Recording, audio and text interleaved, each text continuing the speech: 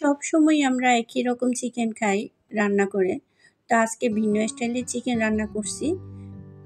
তো হ্যালো বন্ধুরা, আসসালামু আলাইকুম। কেমন আছেন সবাই? আলহামদুলিল্লাহ আমি অনেক ভালো আছি। আজকে চিকেন রেসিপিটা আপনাদের মাঝে শেয়ার করব। কিভাবে আমি রান্না করলাম। দেখতে যেমন সুন্দর, খেতেও সেরকম মজা হইছে। অনেক দুর্দান্ত বলতে গেলে। তো মূল রেসিপিতে আমরা চলে যাই। এখানে আমি কিছু শেয়ার করব। আমার কিছু কাঁচা বাজার আনা গেছে, মুরগি, জুস আর তরকারি কিছু, আর যা মানে টমেটো, শসা, পুদিনা পাতা, তো যেগুলো আমার লাগবে বাসায় এগুলা সবগুলো আনা গেছে।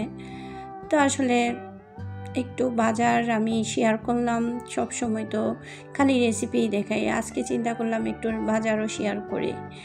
তো যাই হোক, এখন আমি জিরা টেলে নিলাম।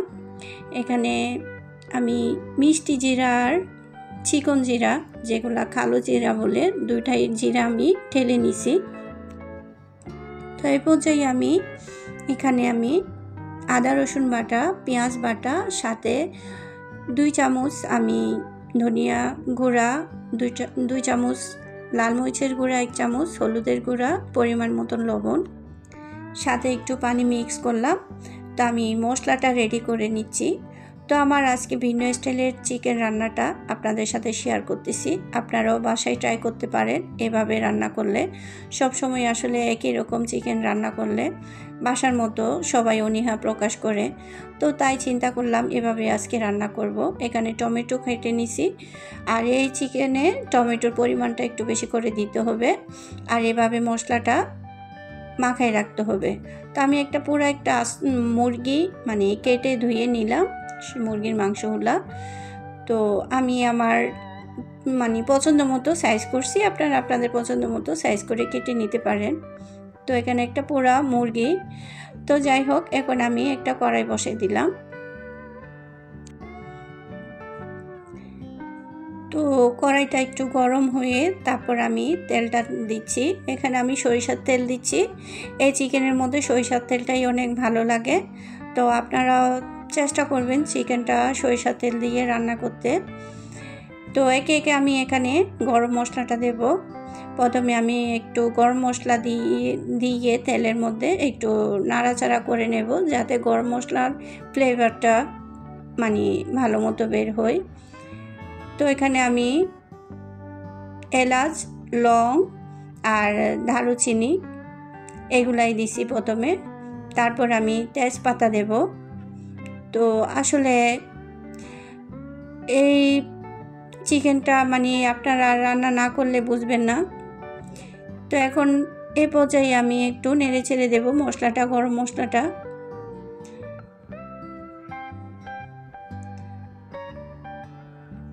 এখন আমি বাকি মশলাগুলা দিয়ে দিচ্ছি। আমি যেগুলা মশলা মেখে রাখছি ওই মশলাটা দিয়ে দিচ্ছি। তো এখন আমি এই মশলাটা দেওয়ার পর মশলাটা একদম নিচে লাগবে না, কারণ যেহেতু আমি পানি দিয়ে মিক্স করে রাখছি একটু লিকুইডভাবে, তো এই মশলাটা একদমই নিচে লাগবে না। তারপর বাটিতে একটু লেগে আছে, আমি এগুলা ধুইয়ে পানি দিয়ে দিচ্ছি। তো আসলে না, অনেক সময় অনেক অপচয় হয়, আমার অপচয় ভালো লাগে না বলতে গেলে। মশলাগুলা লেগে থাকে, ওইভাবে ফেলে দিয়ে মানে ধুয়ে ফেলতে হয়। তো আমি চাই সব সময় একটু ভালো মতোই সংসারটা চালাই, এভাবে চিন্তা ভাবনা করি। তো যাই হোক, কথা বলতে বলতে আমার মশলাগুলা কষানো হয়ে গেছে, একদম তেল উঠে গেছে। তো আমি ভালো মতো নেড়ে ছেড়ে দিচ্ছি। নাড়াচাড়া দেওয়ার পর আমি অফ ক্যামেরা দিয়ে অবশ্যই মুরগিটা আমি দিয়ে দেব, কারণ যত বেশি বড় করব ততই অনেক বোরিং হয়ে যাবেন আপনারা, কারণ বেশি বড় চিকেন তো সবাই রান্না করতে পারে, তখন এটাই সবাই বলবে যে আর কত বড় হবে, তখন বোরিং লাগবে। তাই আমি অফ ক্যামেরা দিয়ে চিকেনটা আমি নেড়ে ছেড়ে নিছি, একটু কষে নিছি। তো এখন আবার নাড়াচাড়া করে নিচ্ছি। তো কথা বলতে বলতে পুরনো কথাটা আবারই বলতেছি। এতক্ষণ যারা আমার ভিডিও দেখতেছেন, আমার সাথে আছেন, সবাইকে অসংখ্য ধন্যবাদ। তো একটা লাইক আর সুন্দর মতো কমেন্ট করবেন। আপনাদের একটা সুন্দর কমেন্ট আমাকে নতুন ভিডিও বানানোর জন্য অনেক উৎসাহ করে। তো এখানে আমি পুদিনা পাতা আর ধনিয়া পাতা নিছি। তো আজকে ভিন্ন স্টাইল বলতে ভিন্ন স্টাইলেই হবে আমার মুরগিটা। এই তো আমার মুরগি কষানো শেষ। এখন আমি ওই টমেটো যেগুলা কেটে রাখছি ওগুলাই দিচ্ছি। এখন আমি ভালো মতো নেড়ে ছেড়ে দিচ্ছি।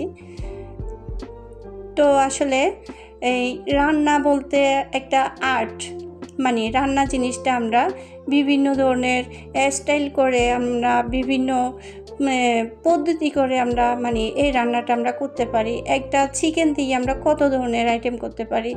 তো ভিন্ন ভিন্নভাবে আমরা যদি রান্নাটা করি, আমাদের ফ্যামিলি সবাই অনেক খুশি হবে।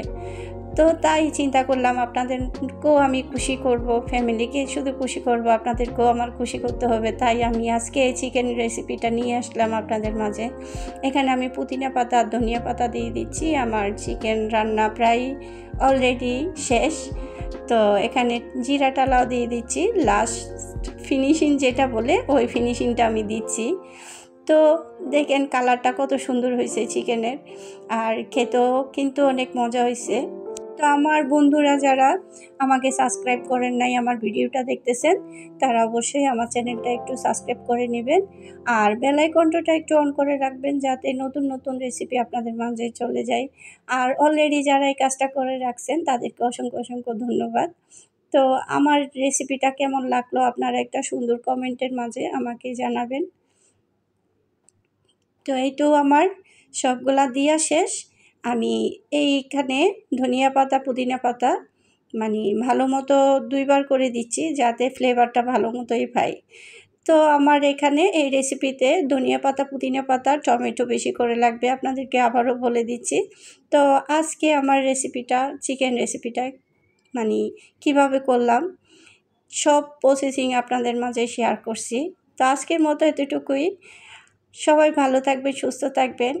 আমার জন্য, আমার পরিবারের জন্য সবাই দোয়া করবেন। ওকে, আল্লাহ হাফেজ।